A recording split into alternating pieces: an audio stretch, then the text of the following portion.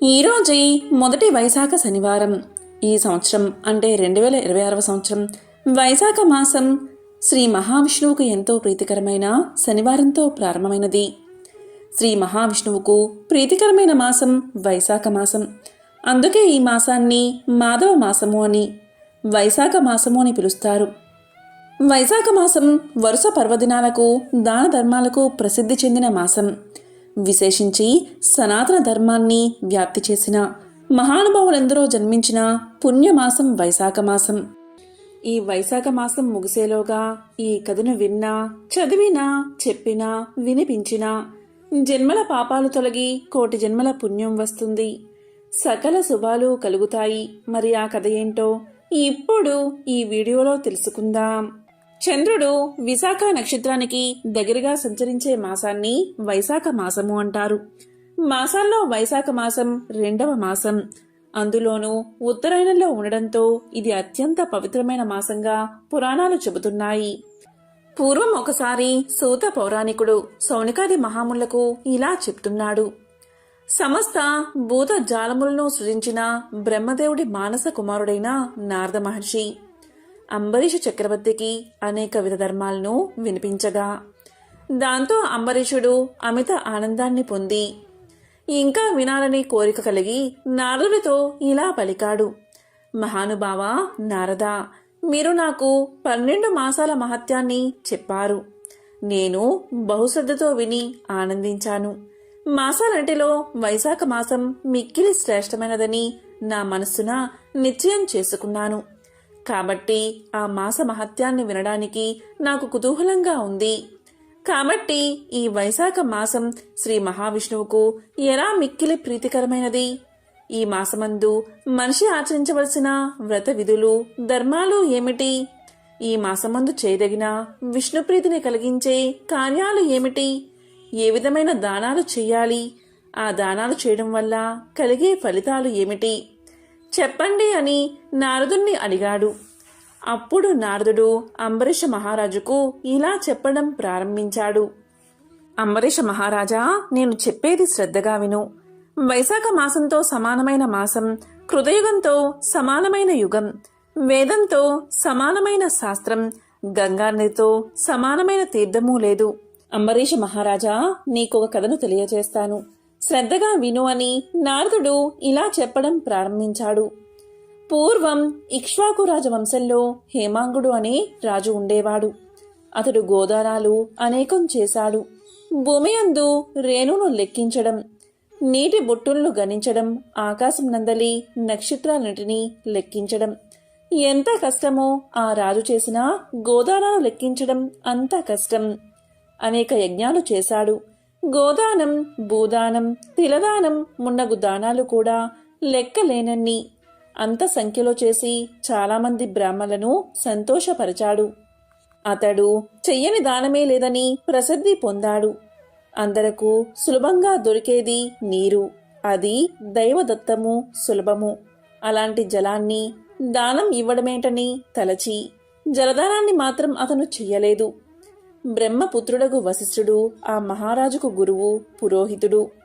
అతడు జలదానం చేయమని రాజుకు ఎన్నోసార్లు చెప్పినా రాజు జలదానాన్ని మాత్రం చెయ్యలేదు. నీరు అమూల్యమైనది, అలాంటి దాన్ని దానమిస్తే ఫలితం అమూల్యంగా ఉంటుంది అని గురువు చెప్పినా ఎవరికీ సులభం కాని దాన్ని దానమిస్తే పుణ్యం కలుగుతుందని అలాంటి వస్తువులే దానమిచ్చేవాడు. అలాగే ఎవరోనూ గౌరవింపని వారిని ఆదరించడమే యుక్తమని తలచి అంగవైకల్యం కల బ్రాహ్మణులను, దరిద్రులను, ఆచారహీనులను ఆదరించి గౌరవించేవాడు మహారాజు. ఆచారవంతులను, పండితులను, సద్బ్రాహ్మణులను ఆదరింపలేదు, అలాగే గౌరవించలేదు. అందరూ ప్రసిద్ధులను, ఉత్తములను మాత్రమే గౌరవిస్తే అనాథలను, విద్యాహీనులు అయిన బ్రాహ్మణులకు, దరిద్రులకు ఆదరణ ఎలా లభిస్తుంది? నేను అలాంటి వారిని గౌరవిస్తాను అని అలాంటి వారిని మాత్రమే గౌరవించి ఆదరించేవాడు. ఈ విధంగా అపాత్రులకు మాత్రమే దానాలు ఇచ్చేవాడు. ఇటువంటి దోషం కలగడం వల్ల ఆ రాజు ఒకప్పుడు జలదానం చేయకపోవడం వల్ల చాతక పక్షిగా చాలాసార్లు జన్మించాడు. ఒక జన్మలో గెద్దగాను కుక్కగాను అనేకసార్లు జన్మించాడు. ఆ తరువాత మిథిలా దేశాన్ని పాలించే శృతకీర్తి మహారాజు గృహంలో గోడపై ఉండే బల్లిగా జన్మించాడు. అక్కడ వ్రాలే కీటకాలను తింటూ బల్లి అయి హేమాంగద మహారాజు జీవనాన్ని గడుపుతూ ఉన్నాడు. ఈ విధంగా 87 సంవత్సరాలు కాలం గడిపాడు. మిథిలాదేశ రాజగృహానికి శృతదేవ మహాముని ప్రయాణించే అలసిపోయి మధ్యాహ్న కాలమునకు అక్కడికి చేరుకున్నాడు. అప్పుడు మహారాజు అయిన శృతకీర్తి ఆ మున్ని చూసి సంభ్రమంతో ఆ మునికి ఎదురు వెళ్లి సగౌరవంగా ఇంటిలోకి తీసుకువచ్చాడు. అతన్ని మధుపర్కము మున్నగు వానితో పూజించి అతని పాదాలు కడిగి ఆ నీటిని తన తలపై జల్లుకున్నాడు. అలా జల్లుకోవడంలో తలపై జల్లుకున్న నీటి తుంపర్లు కొన్ని ఎగిరి గోడమీద ఉన్న బల్లిపై దైవికంగా పడ్డాయి. ఆ పవిత్ర జలస్పర్శ కలగగానే ఆ బల్లికి పూర్వజన్మ శృతి కలిగి తన దోషాన్ని తెలుసుకుని పశ్చాత్తాపం కలిగింది. నన్ను రక్షించుము నన్ను రక్షించుము అని మానవుడిలాగా ఆ మున్ని ప్రార్థించింది. అప్పుడా ముని బల్లి మాటలకు విస్మయపడి ఇలా పలికాడు. ఓ బల్లి, నీవెందుకు ఇలా దుఃఖిస్తున్నావు? నీవు ఏ పని చేసి ఇలాంటి దశను పొందావు? ఇలా ఎందుకు అరుస్తున్నావు? నీవు దేవజాతి వాడవా లేక రాజువా లేక బ్రాహ్మణుడువా? నీవెవరు? నీకీ దశ ఎలా వచ్చిందో చెప్పు, నేను నీకు సహాయం చేస్తాను అన్నాడు ఆ ముని. శృతదేవ ముని మాటలు విన్న బల్లి రూపంలో ఉన్న హేమాంగద మహారాజు ఇలా పలికాడు. మహాత్మా, నేను ఇక్ష్వాకు కులమున జన్మించిన హేమాంగదుడు అనే ప్రభువుని, వేద శాస్త్ర విశారదుణ్ణి. భూమి అందలి రేణువులు ఎన్ని ఉన్నాయో, నీటి అందు జలబిందువులు ఎన్ని ఉన్నాయో, ఆకాశంలో ఎన్ని నక్షత్రాలు ఉన్నాయో అన్ని గోవులను అసంఖ్యాకంగా దానాలు ఇచ్చాను. ఎన్నో యజ్ఞాలు చేశాను. చెరువులో మొదలైన వాటిని ఎన్నిటినో తవ్వించాను. సర్వ విధాలైన దానాలు ఎన్నో చేశాను. చెరువులో మున్నగ వాటిని తవ్వించాను. ధర్మంగా రాజ్యపాలన చేశాను. నేనెన్ని సత్కర్మలు ఆచరించినా ముమ్మారు చాతక పక్షిగా, గద్దగా, 7 సార్లు కుక్కగా, ప్రస్తుతం బల్లిగా జన్మించాను. ఈ మహారాజు నీ పాదాలు కడిగిన పవిత్ర జలాన్ని తలపై చల్లుకుంటూ ఉండగా కొన్ని నీటి తుంపరలు నాపై పడి నాకు పూర్వజన్మ స్మరణం కలిగినది. నా పాపభారం తగ్గినట్లు అనిపిస్తుంది. కాని నేనింకా 27 మార్లు బల్లిగా జన్మించవలసినట్లుగా నాకు తోస్తుంది. నాకీ విధమైన బల్లిగా జన్మ పరంపర ఎలా తొలగుతుంది అని భయం కలుగుతుంది. నేను చేసిన పాపమేమిటో, నాకీ జన్మ ఎందుకు కలిగిందో నాకు తెలియదు. దయవుంచి నాకీ జన్మలు కలగడానికి కారణమైన పాపమును, ఆ పాపం పోయే విధానాన్ని చెప్పగోరుతున్నాను అని ప్రార్థించింది బల్లి. అప్పుడు శృతదేవ మహాముని హేమాంగుదుని మాటలను తన దివ్య దృష్టితో పరిశీలించి ఇలా పలికాడు. రాజా, నీవు శ్రీ మహావిష్ణువుకు ప్రియమైన వైశాఖ మాసంలో జలాన్ని ఎవ్వరికీ దానం ఇవ్వలేదు. జలము సర్వజన సులభము, దాన్ని దానమిస్తే ఏమొస్తుంది అని అనుకున్నావు. ప్రయాణమును అలసిన వారికి జలదానమైనా చెయ్యలేదు. వైశాఖమాస వ్రతాన్ని కూడా నీవు పాటించలేదు. హోమం చేయదలిచిన వారు మంత్రపూతమగు అగ్నియందే హోమం చెయ్యాలి. అలా కాక బూడిద మున్నగు వానియందు హోమం చేస్తే ఫలం ఎలా కలుగుతుంది? అలాగే నీవు కూడా యోగ్యులైన వారికి దానం ఇవ్వక అయోగ్యులైన వారికి దానాలు ఇచ్చావు. అపాత్రులకు ఎన్ని దానాలు ఇచ్చినా ప్రయోజనం లేదు కదా. వైశాఖమాస వ్రతాన్ని చెయ్యలేదు, జలదానం చెయ్యలేదు. ఎంత ఏపుగా పెరిగినా సుగంధాది గుణాలున్న ముళ్ళకల వృక్షాన్ని ఎవరు ఆదరిస్తారు? అలాంటి వృక్షం వల్ల ప్రయోజనం ఏమిటి? వృక్షాలలో రావి చెట్టు ప్రశస్తమైనది, అందువల్ల అది పూజకు అర్హమైనది. తులసి కూడా మిక్కిలి పవిత్రమైనదే. ఇలా రావి చెట్టును, తులసిని వదిలి వాకుడు చెట్టును ఎవరైనా పూజిస్తారా? అలా పూజ చేయడం వల్ల ఫలితం ఉంటుందా? అనాథలు, అంగవైకల్యం కలవారు, దయ చూపదగిన వారు, వారిపై దయను చూపడం ధర్మం. కానీ వారు మాన్యులు, పూజ్యులు కారు. అలాంటి వారిని పూజించడం వల్ల ఫలదాయకం కాదు. వారిపై దయ, జాలి చూపవచ్చు, కానీ గౌరవించరాదు. తపము, జ్ఞానము, వేదశాస్త్ర పాండిత్యము, సజ్జనత్వం కలవారు శ్రీ మహావిష్ణువు స్వరూపులు. అలాంటి వారినే పూజించాలి. వీరిలో జ్ఞానవంతులు శ్రీ మహావిష్ణువుకు మిక్కిలి ఇష్టమైన వారు. అటువంటి వారిని పూజిస్తే తన్ని పూజించినట్లుగా భావించి శ్రీహరి వరాలు ప్రసాదిస్తాడు. కావున జ్ఞానులైన వారు సర్వాధికులు, సర్వోన్నతులు. అలాంటి వారిని గౌరవించకపోవట వారిని అనగా శ్రీ మహావిష్ణువును అవమానించడమే అవుతుంది. ఈ విధంగా చేయడం ఇహలోకమున పరలోకమున దుఃఖాన్ని కలిగిస్తుంది. మానవుడు పురుషార్థాల్ని సాధించాలి అంటే జ్ఞానుల సేవ, వారిని గౌరవించడం ముఖ్య కారణం. జ్ఞానులు కానివారు అంధులు, ప్రజ్ఞా జ్ఞాన నేత్రాలు లేనివారు. అలాంటి అంధులను ఎంతమందిని పూజించినా ఫలితం ఉంటుందా? గుడ్డివాడికి ఏమి కనిపిస్తుంది? అతడేం చెప్పగలడు? కాబట్టి జ్ఞానహీనులైన వారిని ఎంతమందిని ఎంత పూజించినా, వారిని సేవించినా అవి నిష్ఫలములు, నిష్ప్రయోజనములు. అంతేకాక కష్టాలను, దుఃఖాల్ని కలిగిస్తాయి. పురుషార్థములకు ధర్మార్థ కామ మోక్షాలు ఎలా సిద్ధిస్తాయి? తీర్థములు కేవలం జలం కాదు, దేవతలు శిలారూపులు కారు. చిరకాలము తీర్థస్నానము సేవ చేస్తే, శిలారూపంలో ఉన్న దైవాన్ని చిరకాలం పూజిస్తే వారి అనుగ్రహం కలుగుతుంది. కానీ జ్ఞానులైన సజ్జలను దర్శించినంతనే వారు ప్రసన్నులు అవుతారు, ఇష్ట ఫలప్రాప్తిని కలిగిస్తారు. కాబట్టి జ్ఞానులైన వారిని సేవిస్తే, వారి ఉపదేశాన్ని పాటిస్తే విషాదం ఉండదు, ఇష్టప్రాప్తిచే సంతోషం కలుగుతుంది. కాబట్టి హేమాంగద మహారాజా, నీవు వైశాఖ మాస వ్రతాన్ని ఆచరించలేదు, జలదానం చేయలేదు, జ్ఞానులైన వారిని సేవించలేదు. అందువల్లే నీకు ఇలాంటి దుర్గతి కలిగింది. నీకు ఈ వైశాఖ మాస వ్రతాన్ని ఆచరించి నేను సంపాదించిన పుణ్యాన్ని కొంత నీకిస్తాను. దీనివల్ల దుర్దశ సాధించడానికి భవిష్యత్ వర్తమాన కాలాల్లోని నీ పాపాలు, వాటి ఫలాన్ని పోగొట్టుకుని నీవు విజయాన్ని సాధిస్తావు అని పలికి శృతదేవ మహాముని నీటిని సృజించి బల్లి రూపంలో ఉన్న హేమాంగద మహారాజుకు తాను చేసిన వైశాఖమాస వ్రతంలోని కొన్ని రోజుల పుణ్యాన్ని దారపోశాడు. ఆ పుణ్య ఫలాన్ని పొందినంతనే హేమాంగద మహారాజు బల్లి రూపాన్ని వదిలిపెట్టి దివ్య రూపాన్ని పొందాడు. శృతకీర్తి మహారాజుకు శృతదేవ మహామునికి నమస్కారం చేసి వారి అనుజ్ఞతో శ్రీహరి పంపిన దివ్య విమానమెక్కి పుణ్యలోకాలకి చేరుకున్నాడు. దేవతలందరూ హేమాంగదుని అదృష్టానికి ఎంతగానో మెచ్చుకున్నారు.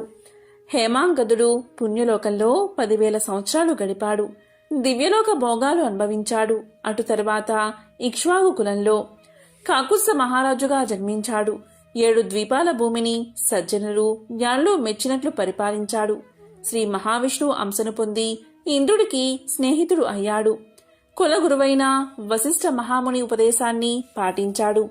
వైశాఖమాస వ్రతాన్ని సంపూర్ణంగా ఆచరించాడు. అందు చేయవలసిన దాన ధర్మాలటిని శ్రద్ధాభక్తులతో చేశాడు. సర్వ పాపాలను పోగొట్టుకున్నాడు. దివ్య జ్ఞానాన్ని పొందాడు. శ్రీ మహావిష్ణువు యొక్క సాయుధ్యాన్ని పొందాడు. కాబట్టి వైశాఖమాస వ్రతం సర్వ పాపహరం, అనంత పుణ్యప్రదం. ప్రతి మనిషి వైశాఖమాస వ్రతాన్ని, వ్రతాంగములకు దాన ధర్మాల్లో పాటించి శ్రీహరి అనుగ్రహాన్ని పొందాలి అని నారదుడు అంబరీషుడుకు వైశాఖ మాస వ్రత విశిష్టతను వివరించాడు. ఇలా వివరిస్తూ గృహగోధిక వృత్తాంతాన్ని వివరించాడు. నారాయణం నమస్కృత్య నరం చైవ నరోత్తమం దేవీం సరస్వతీం వ్యాసం తతో జయముదీరయేత్. ఒకానొక సమయంలో శృతదేవ మహాముని శృతకీర్తి మహారాజుకు ఇలా చెప్తున్నాడు. మహారాజా, నేను చెప్పేది శ్రద్ధగా విను.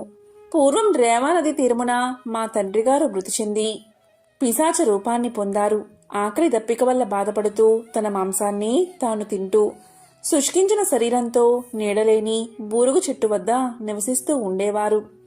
పూర్వం చేసిన పాపాల వల్ల ఆకలి దప్పికల చేత బాధపడుతున్న అతని కంఠమున సన్నని రంధ్రం ఏర్పడింది. అది గాయమై మిక్కిలి బాధపెడుతూ ఉంది. దగ్గరున్న చెరువులోని చల్లని నీరు కూడా తాగగాని కాలకూట విషం వలె బాధిస్తూ ఉంది. నేను అంటే శృతదేవ మహాముని గంగాయాత్ర చెయ్యాలి అనే కోరికతో ప్రయాణం చేస్తూ దైవికంగా ఆ ప్రదేశానికి వచ్చాను. నీడలేని బూరుగు చుట్టుపై నుండి ఆకలి దప్పికల బాధను భరించలేక తన మాంసాన్నే తాను తింటూ దుఃఖ భారంతో కంఠబాధను అనుభవించలేక అరుస్తున్న ఆ పిశాచాన్ని చూసి నేను ఆశ్చర్యపోయాను. ఇదేమి అద్భుతమా అని అనుకున్నాను. అప్పుడు పిశాచ రూపంలో ఉన్న అతడు నన్ను చూసి చంపడానికి వచ్చాడు. కాని నా ధార్మిక ప్రవర్తనా బలం వల్ల నన్నేమీ చేయలేకపోయాడు. నేను అతన్ని చూసి జాలిపడి, ఓయి భయపడకు, నీకు నా వల్ల ఎటువంటి భయమూ రాదు.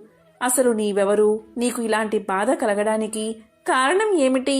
వెంటనే చెప్పు. నిన్నీ కష్టం నుండి నేను విడిపిస్తాను అని పలికాను. నేను అతని పుత్రుడని అతడు గుర్తించలేదు.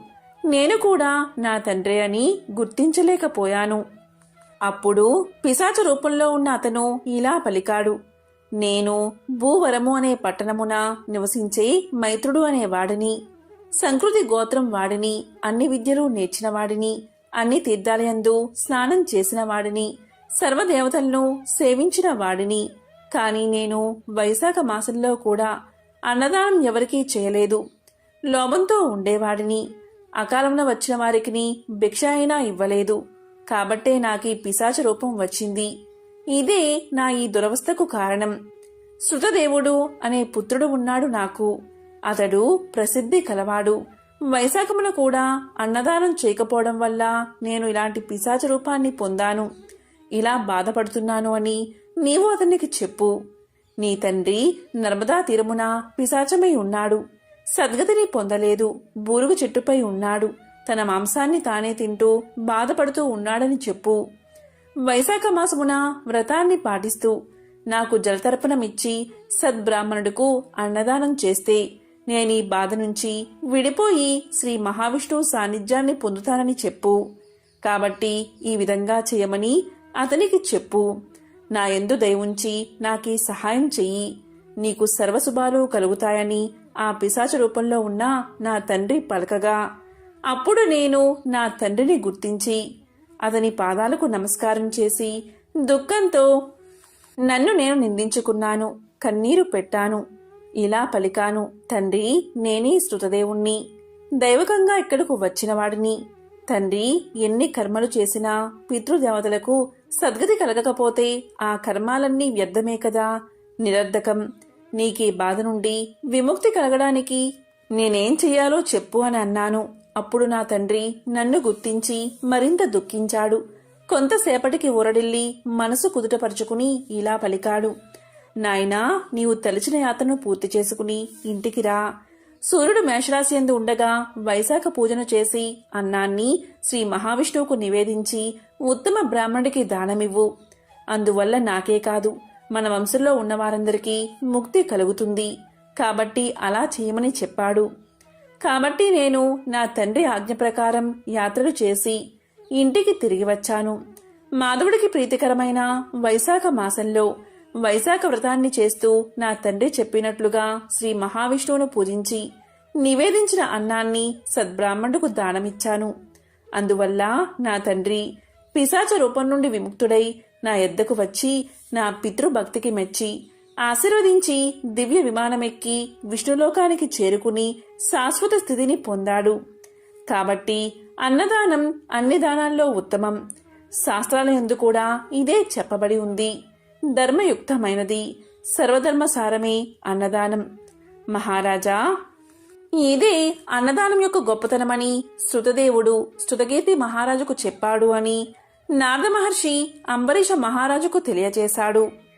ఈ కథను వైశాఖ మాసంలో వినడం, చెప్పడం, చదవడం వల్ల జన్మల పాపాలు తొలగిపోతాయి, సకల ఐశ్వర్యాలు కలుగుతాయి. ఈ పవిత్ర కథను వింటే చాలు, లక్ష్మీనారాయణల అనుగ్రహం మీకు లభిస్తుంది. వైశాఖ పురాణంలోని మొదటి అధ్యాయంలోని ఆ కథ ఏంటో ఇప్పుడు తెలుసుకుందాం. ఒకసారి సూత మహాముని సౌనకాది మహర్షులతో ఇలా పలికారు. మహర్షులారా, శ్రద్ధగా వినండి. రాజర్షి అయిన అంబరీషుడు బ్రహ్మ మానస పుత్రుడైన నారదుణ్ణి చూసి నమస్కారం చేసి ఇలా అడుగుతాడు. ఓ మహర్షి, మీరు అన్ని మాసాల మహత్యాన్ని నాకు వివరించారు. అన్ని మాసాలయందు వైశాఖ మాసం మిక్కిలి శ్రేష్టమైనది, అలాగే పవిత్రమైనది. ఈ మాసం శ్రీ మహావిష్ణువుకు ఎంతో ఇష్టమని చెప్పారు. ఈ వైశాఖ మాసం శ్రీ మహావిష్ణువుకు ఇష్టం కావడానికి కారణం ఏమిటి? ఈ మాసంలో విష్ణు ప్రీతిగా ఏం చెయ్యాలి? మానవులు ఆచరించవలసిన దానాలు, వాటి ఫలితం గురించి దయచేసి వివరించండి అని కోరాడు. అలాగే పూజ, దానం ఏ దైవాన్ని ఉద్దేశించి చేయాలి, వాటి ఫలితం ఎలా ఉంటుంది అన్ని విషయాలు నా యందు దయవుంచి వివరించండి అని వేడుకున్నాడు. దానికి నారదుడు ఇలా పలికాడు: అంబరీష మహారాజా, శ్రద్ధగా విను. పూర్వం ఒకప్పుడు నేను బ్రహ్మదేవుణ్ణి మాసాల మహిమను, మాసధర్మాలను వివరించమని కోరాను. దానికి బ్రహ్మదేవుడు ఇలా పలికాడు: ఓ నారదా, శ్రీ మహావిష్ణువు లక్ష్మీదేవికి మాసధర్మాలు చెబుతూ ఉండగా నేను విన్నాను. నీకు ఇప్పుడు శ్రీ మహావిష్ణువు లక్ష్మీదేవికి చెప్పిన విషయాలు చెప్తాను, శ్రద్ధగా వినుము. మాసాలన్నిటిలో కార్తీకం, మాఘం, వైశాఖం ఎంతో పవిత్రమైన మాసాలు. ఈ 3 మాసాలలో వైశాఖం మిక్కిలి ఉత్తమమైనది. వైశాఖ మాసం ప్రాణులకు తల్లి వలె సర్వాభీష్టాలను కలిగిస్తుంది. ఈ మాసమందు ఆచరించే స్నానం, పూజ, దానం మొదలైనవి పాపాలంటిని నశింపచేస్తాయి. ఈ మాసంలో చేసే స్నానం, పూజ, జపతపాదులను దేవతలు సైతం తలవంచి గౌరవిస్తారు. విద్యలలో వేద విద్య వలె, మంత్రాలలో ఓంకారం వలె, వృక్షాలలో దివ్య వృక్షమైన కల్ప వృక్షం వలె, దేనువులలో కామధేనువు వలె, సర్వసర్పాలలో శేషుడి వలె, పక్షులలో గరుత్మంతుని వలె, దేవతలలో శ్రీ మహావిష్ణువు వలె, నదులలో గంగానది వలె, కాంతి కలవారిలో సూర్యుడి వలె, ఆయుధాలలో చక్రం వలె, ధాతువులలో సువర్ణం వలె, విష్ణు భక్తులలో రుద్రుడి వలె. మాసాలలో వైశాఖ మాసం ఎంతో ఉత్తమమైనది. శ్రీ మహావిష్ణువుకు ఎంతో ఇష్టమైన ఈ వైశాఖ మాసాన్ని మాధవ మాసము అని కూడా పిలుస్తారు. విష్ణు ప్రియ కలిగించు ఈ మాసంలో వైశాఖ మాసానికి సాటి అయినది లేదు. సూర్యుడు మేషరాశిలో ఉండగా వైశాఖమున సూర్యోదయానికి ముందే నది తటాకాలలో స్నానం చేస్తే ఎంతో మహాపుణ్యం కలుగుతుంది. ఆ తరువాత శ్రీ మహావిష్ణువును, లక్ష్మీదేవిని పూజిస్తే ఎంతో పుణ్యం కలుగుతుంది. ప్రాణులు అన్నం తిని సంతోషించినట్లుగా శ్రీ మహావిష్ణువు వైశాఖ స్నానాన్ని ఆచరించి పూజ చేసిన వారిని చూసి ఎంతో సంతోషిస్తాడు. ఇలా వైశాఖ స్నానం ఆచరించిన వారికి అన్ని వరాలు ఇవ్వడానికి సిద్ధంగా ఉంటాడు. వైశాఖ మాసమున ఒక్కసారి మాత్రమే స్నానం చేసిన అటువంటి వాడు పాప విముక్తుడై విష్ణు లోకాన్ని చేరుకుంటాడు. వైశాఖ మాసంలో వారం రోజులైనా స్నానాన్ని ఆచరిస్తే కొన్ని వేల అశ్వమేధ యాగాలను చేసినా మహాపుణ్యం కలుగుతుంది. స్నానం చేసే శక్తి లేకపోయినా సరే, స్నానం చెయ్యాలి అనే సంకల్పంతో ఉన్నా సరే, అటువంటి వాడు 100 అశ్వమేధ యాగాలు చేసినా మహాపుణ్యాన్ని పొందుతాడు.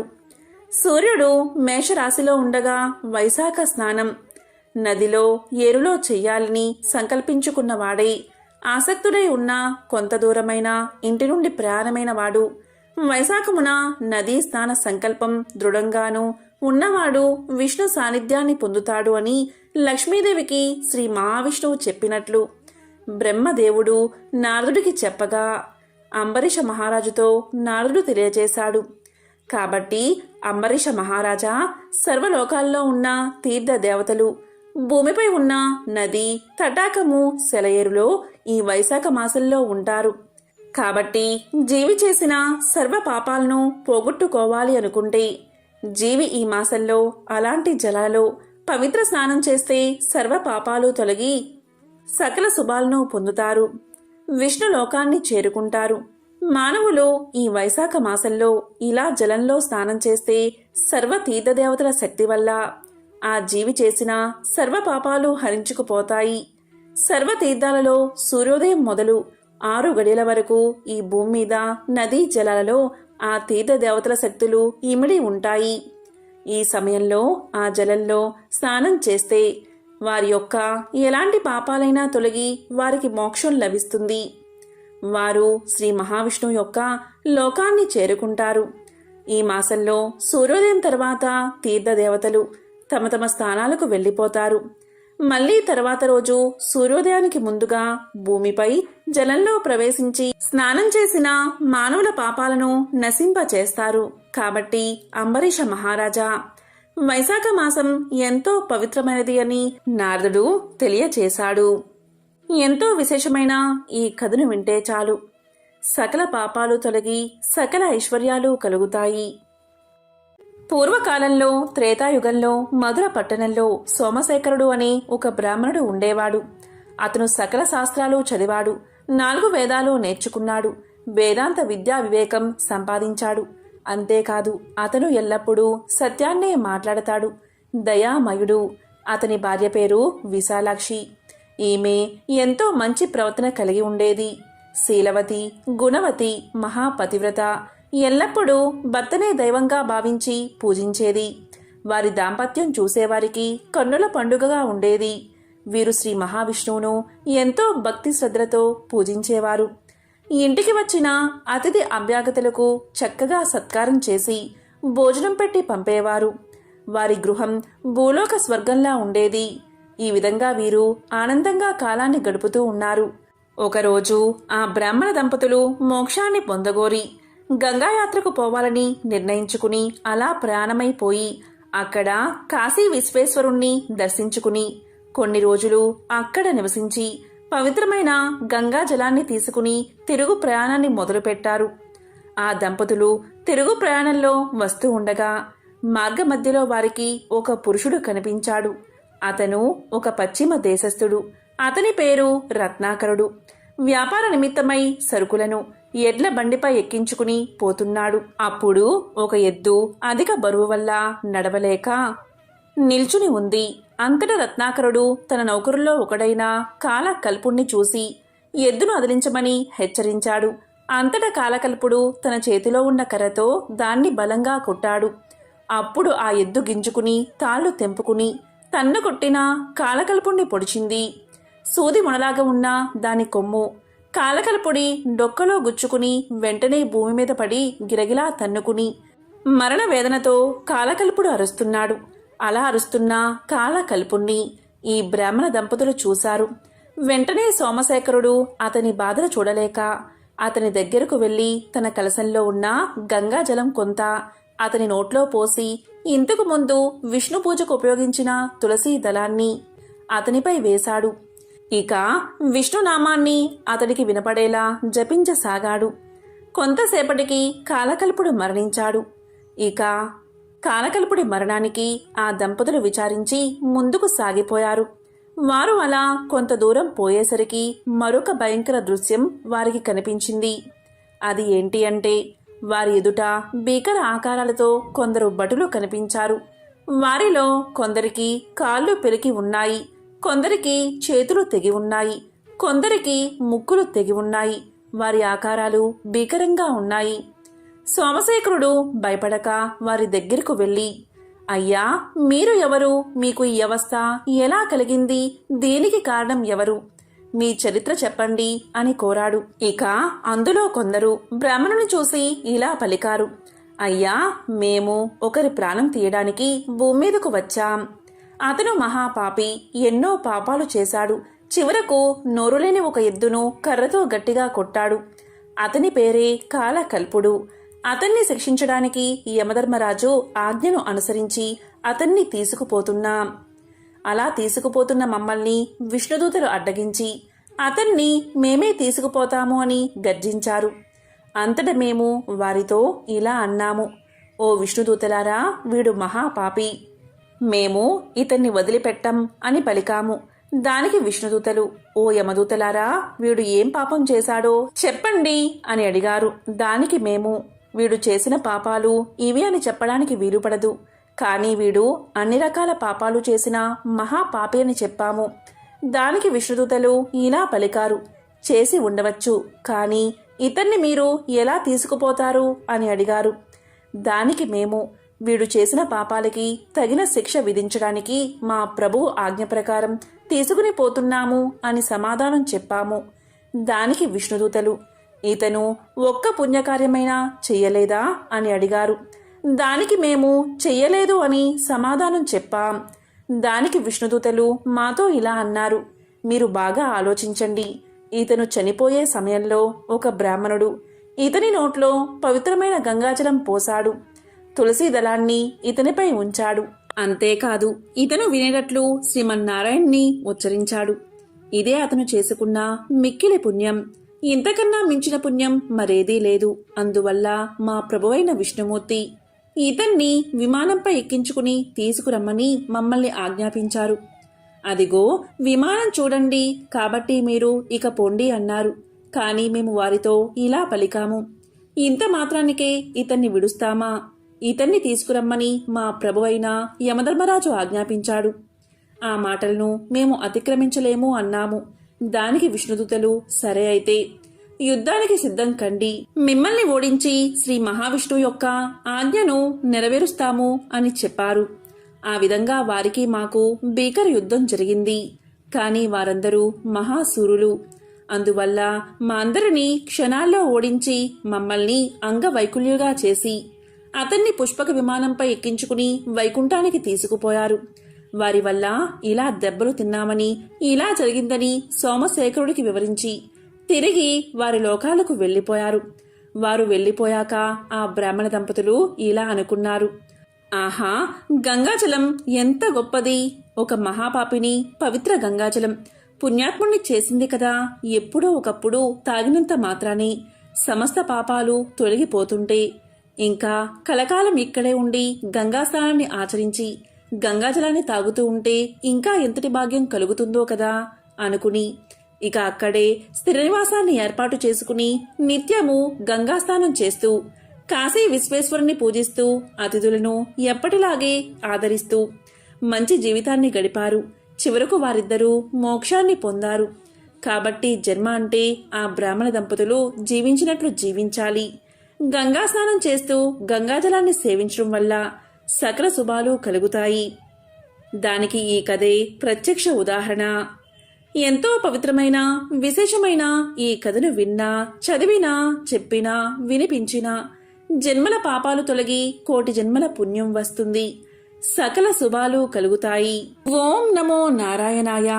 ఓం నమః శివాయ.